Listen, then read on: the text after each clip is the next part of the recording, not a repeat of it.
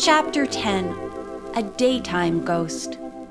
"Tell us about this man and the strange fish," Nancy urged Kiabu. The Hawaiian described the fish as being only a few inches long, with rough, scaleless skin.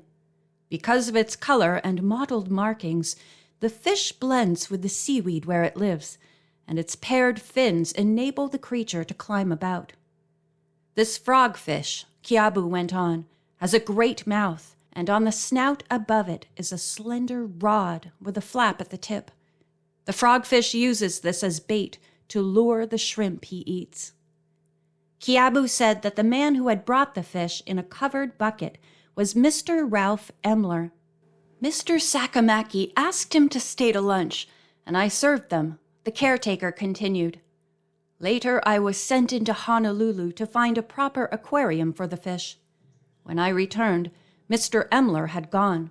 The fish lived only a few hours, and it was not until the next day, when Emma was dusting, that she missed the statuettes." "Please describe Mr. Emler," Nancy requested. The caretaker told her that he was tall, with reddish blonde hair, and had a deep voice.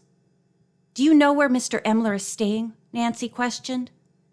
"Maybe," Kiabu replied. Soon after his visit, Mr. Sakamaki grew very weak. He wrote 2 long letters. One was to young Mr. Sakamaki, and the other to Mr. Emler. He asked me to mail them, and I saw the addresses. Mr. Emler was visiting friends on Kapiolani Boulevard. "Did this man come to Mr. Sakamaki's funeral?" the young sleuth inquired. Kiabu shook his head. "I never saw him again." Nancy asked Kiabu if he had any suggestions as to where she might start in trying to solve the mystery. He smiled. "I understand you are a famous girl detective. I am afraid poor Kiabu could offer no help." During the remainder of the afternoon, Nancy walked round and round the Golden Pavilion, trying to figure out what its secret might be. There was no visible opening under the platform. Behind the latticework was concrete, studded with pieces of lava rock. Finally, she gave up and went into the house. She made a tour of the mansion, but nothing came to light which gave her any clue to the strange happenings. "This mystery is going to be a real challenge," she told Ned, as they strolled outdoors after dinner. Dusk had fallen, and Nancy said she would like to watch the Golden Pavilion for a while, to see if the dancing ghost Kiabu had seen might appear. But though they watched the building from a vantage point among the trees for 2 hours, nothing happened. In the morning, as Nancy was pondering over what new approach she could take in solving the mystery, Dave said, "Some of the other Emerson fellows have challenged us to an outrigger race. Are you all game?" Bess was the first to answer.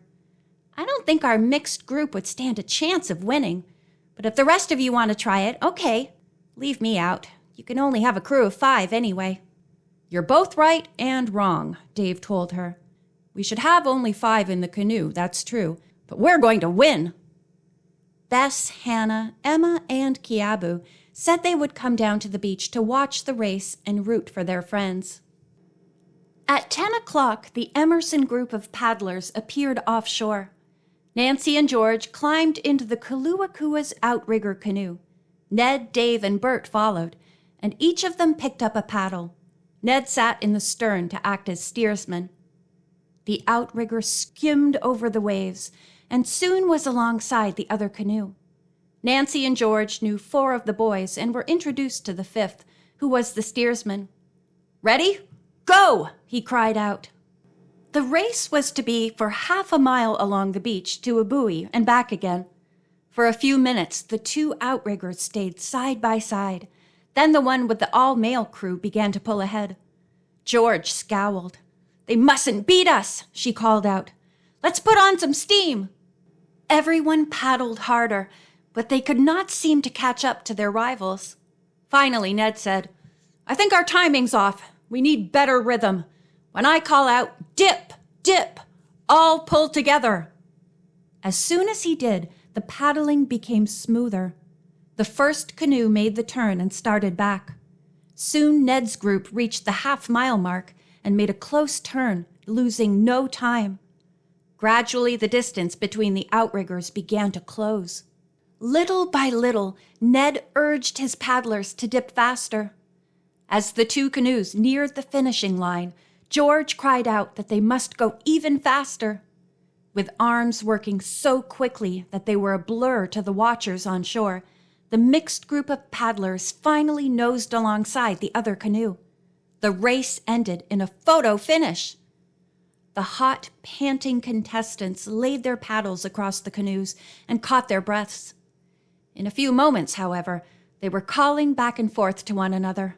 "Didn't think you could do it," said the steersman of the all-boy crew. "Congrats."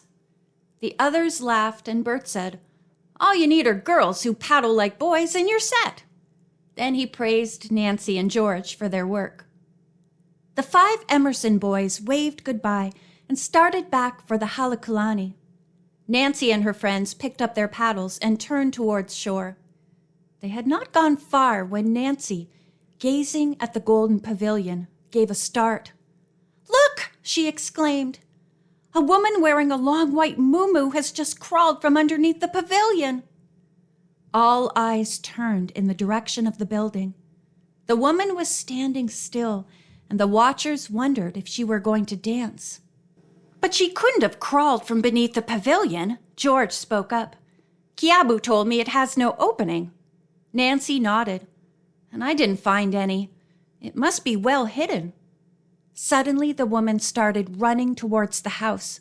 A moment later, she disappeared among some shrubbery. "Oh, she'll probably go inside," Nancy cried out worriedly. "I'm sure the house is unlocked, and Bess and Hannah and Kiabu and Emma aren't looking that way." She and George tried to signal the group on shore about what was happening, but none of them seemed to understand and stood awaiting the canoeists. "I wonder if she's the ghost Kiabu saw," Nancy mused. "And if so, why is she here in the daytime?" The canoeists worked the paddles furiously as they came nearer and nearer the shore. Finally, Dave and Bert jumped out and pulled the outrigger up onto the beach. With a quick explanation to those on shore, the others started running towards the house. The woman in the long white muumuu was not in sight, but Nancy felt sure this meant she had already entered the house. "We'll surround the place so that she can't escape," the young sleuth suggested. The others spread out, planning to encircle the building completely. Nancy and Ned dashed up to the front porch and burst through the entrance into the hall. At that moment, from somewhere inside the house, came a blood-curdling scream. End of chapter 10.